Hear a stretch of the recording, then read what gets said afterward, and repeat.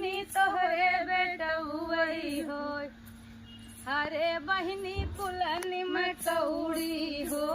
हरे बहिनी कुलनी में कौड़ी अरे दूसरी पठौनी जब गईली ससुरवा, दूसरी पठौनी जब गईली ससुरवा, अरे बहिनी धैली हली जननी के गोड़, अरे बहिनी धैली हली जननी के गोड़, हमारी जेठान रानी ऐसन आशीष, हमारी जेठान रानी ऐसन आशीष, अरे बहिनी कानी बेटिया वही हो, अरे बहिनी कानी बेटिया वही हो, अरे बहिनी कुलनी में कौड़ी हो, अरे बहिनी कुलनी में,